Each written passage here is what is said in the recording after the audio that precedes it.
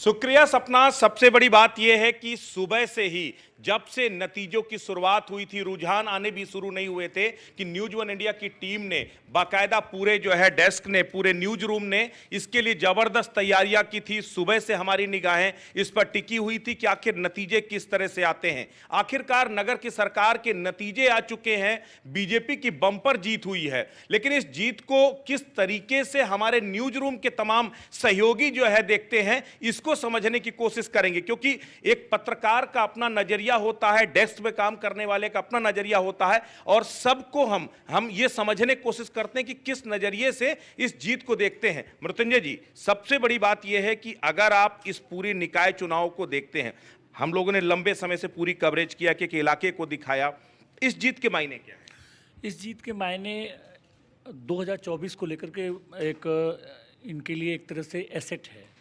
जिस तरह से बीजेपी ने कैंडिडेट को उतारा, आपने देखा जो मौजूदा मेयर थे उनके टिकट भी काटे, और जो ज़मीनी कार्यकर्ता थे उनको उन्होंने तरजीह दी, और ख़ासतौर से युवाओं पर फोकस रखा, महिलाओं पर बहुत फोकस रखा। ये तमाम ऐसी रणनीतियाँ रही। और एक बहुत अच्छी बात आपको बताऊं कि भूपेंद्र चौधरी जो बीजेपी अध्यक्ष थे, उन्होंने साफ कहा कि जो भी विधायक और सांसद हैं उनकी जिम्मेदारी है कि बगावत को थामने का। वो तो एक प्लस पॉइंट रहा ही। दूसरे, इन लोगों को जिम्मेदारी दी गई और मंत्रियों और विधायकों को के रिश्तेदारों को टिकट देने के लिए आलाकमान ने बिल्कुल निर्देशित किया कि आपको नहीं देना है। तो ये जो चीज़ें रहीं वो बहुत प्लस पॉइंट गई बीजेपी के लिए। और ये आप देखें जो पसमानदा वाला वोट है, 350 मुस्लिम कैंडिडेट को उन्होंने उतारा, तो जो बीजेपी को इस तरह से गेन हुआ, वो वैसी फैक्टर भी काम आया। ओवैसी ने इनके खेल को बड़े अच्छे से एक शीश महल बनाने में, बीजेपी के शीश महल बनाने में एक उन्होंने योगदान दिया। तो खैर वो तो अलग बात हो गई, लेकिन बीजेपी की जीत के मायने ये बहुत इसमें छिपा हुआ है। और 2024 के लिए बहुत इनके लिए अब जो सत्ता की डगर बहुत मुश्किल नहीं होनी चाहिए, लेकिन सपा के लिए बहुत सोचने समझने की सपा के लिए मुश्किल होगी। राजेश, एक सबसे बड़ी बात यह है कि अगर बैठे रहिए, आप लोग काम करते रहिए जो है, अगर इस निकाय चुनाव के आपके लिहाज से मायने समझें तो आपके लिए क्या बड़े की फैक्टर हैं? क्योंकि वैसे भी कह रहे थे लिटमस टेस्ट हो सकता है ये जो है, तो इसको आप किस तरह से देखते हैं? बिल्कुल, देखिए 24 से पहले ये चुनाव एक अहम लिटमस टेस्ट के तौर पे था, और बीजेपी ने उसे जीतने के लिए पूरी कोशिश भी की। उसमें हमने देखा कैसे पसमानदाओं का सम्मेलन हुए पहले 24 को लेकर ही। उसके बाद ऐसा पहली बार हुआ कि निकाय में 350 से ज्यादा उम्मीदवारों को बीजेपी ने टिकट दिया। तो कहीं ना कहीं कोशिश ये थी कि ठीक है, एक हिंदुत्व की राजनीति तो उनकी है, लेकिन अब मुसलमानों को भी साथ लेना है, खासकर पसमानदा जो थे उनको साथ लेकर। और इसमें उनका जो फॉर्मूला था, जो प्रयोग था, वो करीब करीब कामयाब भी हुआ। बहुत से उम्मीदवार थे जिन्होंने जीत हासिल की। दूसरी तरफ 24 को अगर हम ध्यान में रखें तो पिक्चर ये 24 की ही थी निकाय में, और बीजेपी ने उसे पूरी गंभीरता से लिया।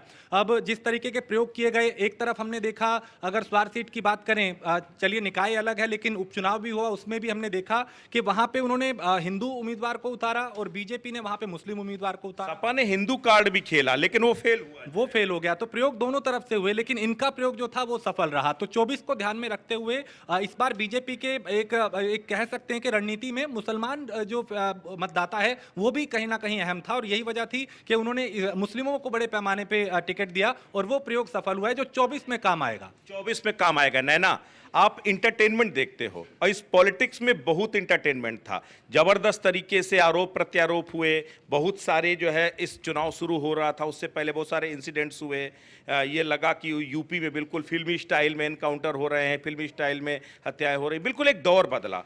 आप ओवरऑल इस चुनाव को किस तरीके से देखते, कितना इंपैक्टफुल था और कितना इंटरटेनिंग था? देखिए, वो कहा जाता है ना कि मेहनत जो होती है, मेहनत का परिणाम तो मिलता ही मिलता है। अगर आप मेहनत करेंगे तो उसका परिणाम 100% आपको मिलेगा। तो यही इस वाले चुनाव में भी हुआ कि योगी जी ने जिस तरीके से मेहनत करी थी, लोगों तक अपनी बात पहुंचाना बहुत ज़रूरी था। उनका जो जिसको कहेंगे प्रचार, वो उन्होंने इस तरीके से किया, सब लोगों के पास पहुँच के बातें करी लोगों से। क्योंकि देखिए, मायावती जी ने तो कोई प्रचार किया ही नहीं। उन्होंने सोचा था कि मुस्लिम वाले उससे वो जीत जाएंगे, लेकिन ऐसा भी नहीं हो सका।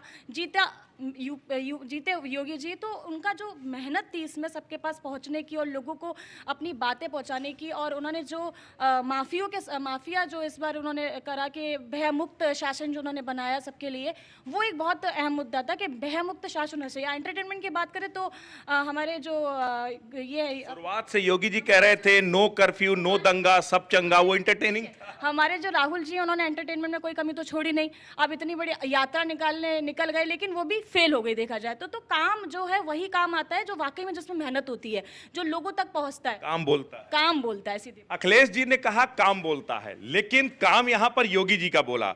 एक चीज ये बताइए, आप लोग जब चूंकि सोशल मीडिया भी आप लोग कवर करते हो, सोशल मीडिया किसी की नब्ज को पहचानने का सबसे बेहतर विकल्प हो सकता है।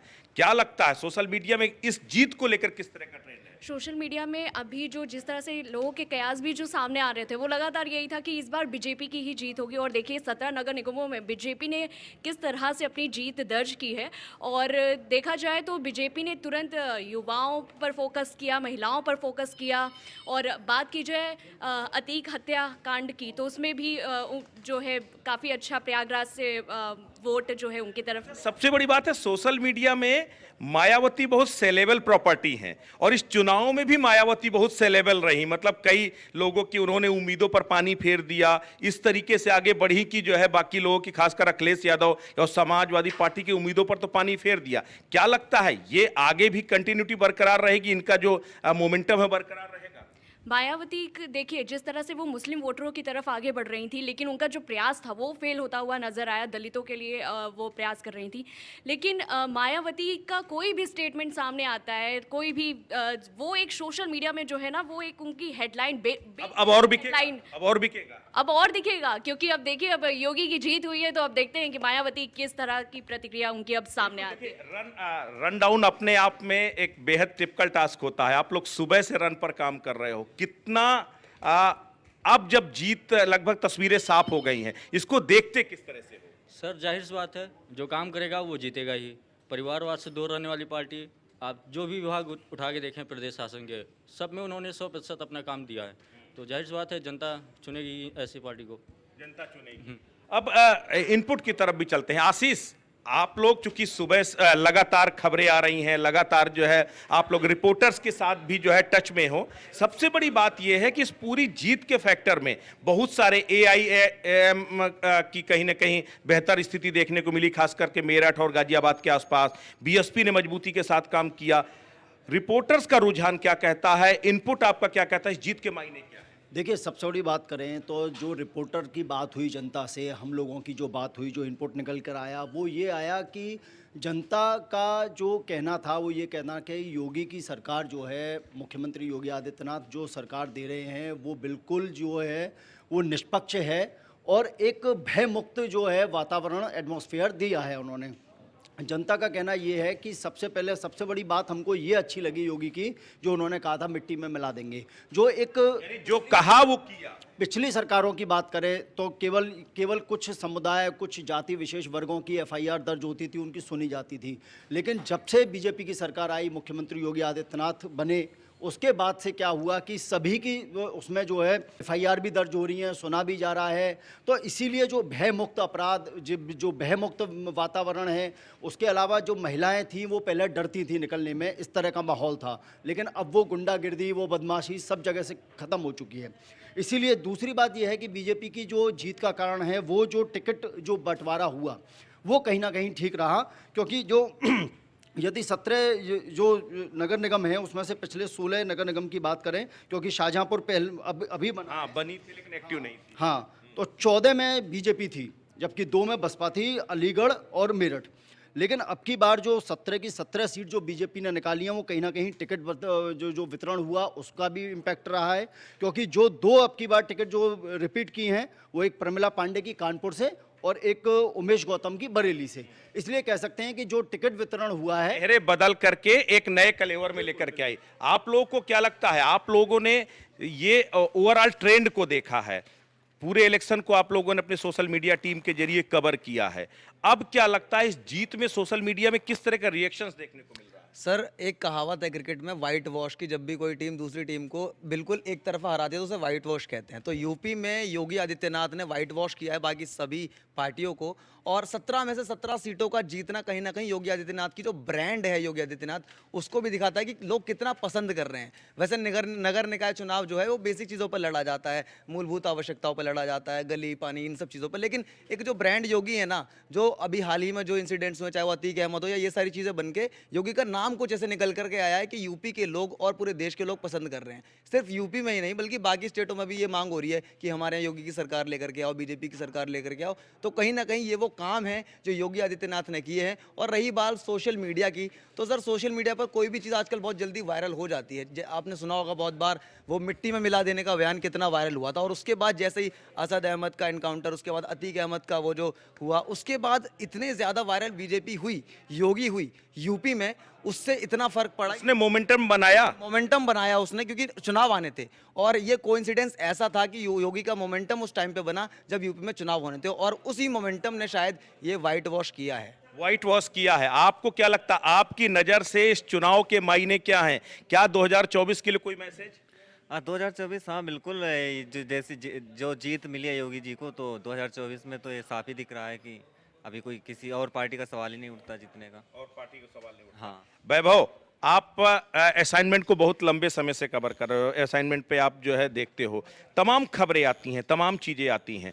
इस चुनाव में सबसे खास बात क्या है जिसने बीजेपी के पक्ष में पूरा मोमेंटम चेंज कर दिया? देखिए, सबसे पहले मैं कहना चाहूँगा कि खुद मुख्यमंत्री योगी आदित्यनाथ जी इस कैंपेन को लीड कर रहे थे। देखिए, कोई भी चुनाव जीतना होता है तो सबसे ज़्यादा महत्वपूर्ण होता है उसकी प्लानिंग, उसका चुनाव प्रचार। इस आपने चुनाव में अगर देखा होगा, बीजेपी ने मेयर पद की वो 17 की 17 सीटें जीती हैं, और इन्हीं 17 सीटों पर मुख्यमंत्री योगी आदित्यनाथ जी खुद प्रचार करने गए थे। उन्होंने 13 दिन के दौरान 13 दिन की जो उनकी चुनावी यात्रा थी, उसमें ये जितनी भी 17 सीटें हैं मेयर पद की, इन सब पे योगी जी खुद प्रचार करने गए थे। और जैसे उनकी पॉलिसी है, अभी कुछ दिन पहले आपने देखा होगा कि कई माफियाओं का यूपी में अंत हुआ है, अभी अनिल दुजाना का भी एनकाउंटर हुआ है। तो एक तरीके से योगी आदित्यनाथ ने यह भी मैसेज देना चाहा कि देखिए, प्रदेश अब दंगा मुक्त हो चुका है, आपको व्यापार करना है, आपको निवेश करना है, आप प्रदेश में आइए। तो उन्होंने जैसे उनकी मतलब टैगलाइन है, उत्तर प्रदेश उत्तम प्रदेश, तो कहीं ना कहीं जनता भी अपना पूरा प्यार जो है बीजेपी सरकार को दे रही है, बीजेपी के फेवर में वोट पड़ रहे हैं। तभी आज इतनी ये क्या 24 का ट्रेलर है? बिल्कुल आप कह सकते हैं ये 24 का एक सेमीफाइनल। तो आज बीजेपी ने विपक्षियों का पूरी तरीके से सुपड़ा साफ कर दिया है, कांग्रेस के तो क्लीन बोल्ड कर दिया उत्तर प्रदेश में, और आप कह सकते हैं बीजेपी की प्रदेश में बिल्कुल बल्ले बल्ले हुई है। आज बीजेपी की बल्ले बल्ले हुई है। अजीत, आप लोग चूंकि सोशल मीडिया को कवर करते हो, इस समय सोशल मीडिया का मोमेंटम क्या है? क्योंकि जिस तरीके से जीत हुई है, बम्पर जीत हुई है, उसके बाद किस तरह का मोमेंटम देखते हो? सबसे पहले तो सर, अगर सोशल मीडिया पे वाकई में अगर उस सोशल मीडिया को तह तक जाना है तो पहले उसके गणित को समझना बहुत ज़रूरी है कि किस तरह से लोग किसको चाह रहे हैं और किस तरह से पसंद किया जा रहा है। क्योंकि सोशल मीडिया एक निष्पक्ष कहा जाता है, यहाँ पर कोई तरह की कहते हैं मिलावट नहीं होती है, बिल्कुल एकदम प्योर होता है जो होता है आंकड़ों में। बार बार ब्रांड मोदी का जिक्र आता था, लेकिन अब ब्रांड योगी का जिक्र सबसे ज्यादा आ रहा है जो है। बिल्कुल बिल्कुल, मैं उसी पे आ रहा हूँ, क्योंकि अब जो है, पहले मोदी फैक्टर हमेशा कहा जाता था कि चुनाव जीतने के लिए मोदी फैक्टर सामने आता है, मगर जहाँ तक अगर जो एक्शन हुए हैं और जो एक्शन के मतलब जिस तरह से परिणाम आए हैं वो बहुत मायने रखते हैं, और वो योगी की वजह से ही बदौलत है, जो कि एकदम एग्रेसिव एक्शन के साथ वो उत्तर प्रदेश के सीएम है, तो वो एक बहुत मायने रखता है। और सोशल मीडिया पर लोग एग्रेशन पसंद आता है सबको, क्योंकि जो एक्शन अगर जैसे मूवी देखते हैं तो मूवी में एक्शन बड़ा पसंद आता है, क्योंकि स्टोरी सुनना कोई पसंद नहीं करता है। बड़ा सरप्राइजिंग है। चलो, योगी आदित्यनाथ मुख्यमंत्री हैं, बहुत सारे काम करते हैं, सो वो बिक रहे हैं, लेकिन बीएसपी और मायावती ये सबसे ज्यादा सेलेबल कंटेंट है। वजह क्या है? और अब तो जिस तरीके का टर्नआउट किया है बीएसपी ने, तो मुझे लगता है इसके बाद तो और ज्यादा डिमांड बढ़ जाएगी। नहीं, बिल्कुल सबसे पहले मायावती का एक फैक्टर है कि उनको दिखाता कोई नहीं है, बड़े चैनल्स उनको कोई कवरेज नहीं देते हैं, तो क्या होता है, और वो भी कैमरे के सामने आना पसंद नहीं करती है, तो उनके जो फॉलोअर्स हैं वो कहीं ना कहीं जाना पसंद करेंगे। तो वो क्या है कि जो कोई छोटे चैनल्स होते हैं, पोर्टल होते हैं, तो वो एक तरह से अब एक तरफा थोड़ा बहुत उसके गुणगान गाने लगे हैं, जिसके कारण थोड़ा बहुत उनका नाम अब कहते हैं सोशल मीडिया में अब आने लगा। तो ये एक फैक्टर है बस आने का। एक पार्टी जो हमेशा डिजिटल रीच से बाहर थी, वो आज की डेट में डिजिटल का सबसे बड़ा जो है कंटेंट बन चुकी है। हाँ बिल्कुल, अगर चेहरा माने तो, क्योंकि दलित चेहरा है और दलित अगर देखे जाए तो अगर रूरल एरिया में जाओगे तो एक मतलब ये बीपीएल परिवार आता है, बीपीएल या फिर और भी लोअर जो उसमें कैटेगरीज आती है, तो वो एक देखना पसंद करती है। डिमांडिंग है। अब कुछ और आप ये बताओ, आप लोग किस तरीके से इस जीत को देख रहे हैं? इसमें सबसे बड़ा की फैक्टर क्या है? योगी आदित्यनाथ का चेहरा या विपक्षियों की जो डीएक्टिविटी थी वो ज्यादा महत्वपूर्ण? नहीं सर, देखिए योगी आदित्यनाथ का चेहरा तो बहुत ही महत्वपूर्ण है ही, क्योंकि ऐसा कहा जाता है कि अगर उत्तर प्रदेश में अगर चुनाव जीतना है तो योगी आदित्यनाथ ही उसमें एक अहम रोल निभाते हैं। बट कहीं ना कहीं इसमें सर हम अगर देखें तो काम बहुत मायने रखता है, क्योंकि अगर प्रत्याशी काम करते हैं तभी जनता वोट देती है। और ये जो काम था सड़कों का, नाली का, पानी का, हर तरह की इसमें चीज़ें जुड़ी होती है। विपक्ष कह रहा था विकास की बात ही नहीं कर रहा, यहाँ तो दंगा और चंगे की बात कर रहे हैं, तो विकास था इस लड़ाई? सर विकास था शायद तभी कानपुर की अगर हम बात करें तभी आज सतीश महाना जी एक बहुत बड़े पद पर है। उसके बाद भी जब भी सतीश महाना जी कानपुर में उतरते हैं, अपने प्रत्याशियों के लिए वोट की अपील करते हैं, तो कानपुर में बार बार उनके प्रत्याशियों को जीत मिलती है, क्योंकि कहीं ना कहीं कानपुर में सतीश महाना जी ने जो काम किया है उसे जनता कहीं ना कहीं खुश है। अच्छा, सबसे बड़ी बात है, मैं मृत्युंजय से दोबारा लूंगा। मृत्युंजय भाई, आखिरी समाप्त करेंगे। AIMIM का उदय, बीएसपी की मजबूती, क्या सपा और बीजेपी दोनों के लिए अल्टीमेटम है? बिल्कुल बिल्कुल, बीजेपी के लिए अल्टीमेटम तो है ही, दूसरे सपा के लिए बहुत ही ज़्यादा अल्टीमेटम है, क्योंकि सपा MY फैक्टर पे ही स्टैंड करती है। और अगर इनके साथ M फैक्टर गया, और जिस तरह आपने देखा कि मायावती ने DM फैक्टर बनाना चाहा, दलित और मुस्लिम कॉम्बिनेशन, इसमें उसी तरह सपा जो है मुस्लिम अगर उनसे छिटका, केवल यादव वोट बैंक और दूसरे जो OBC वोटर्स हैं, स्वामी प्रसाद मौर्य के मानस वाले विवाद के बाद जो OBC उनका जो कोर वोटर है वो भी कहीं ना कहीं छिटका है, बीजेपी की तरफ गया है या और कहीं गया है। तो निश्चित ही ये जो AIMIM का जो उदय धीरे धीरे हो रहा है, और खासतौर से मैं एक और बात जोड़ दूँ ब्रजेश जी, कि ये माना कि ये शहर की सरकार चुनी जा रही है, लेकिन आपने देखा होगा जो डिलिमिटेशन हुआ, जो परिसीमन हुआ, उसमें कई ग्रामीण क्षेत्रों को भी शहरी क्षेत्रों में मिलाया गया। ऐसी स्थिति में क्या हो रहा है,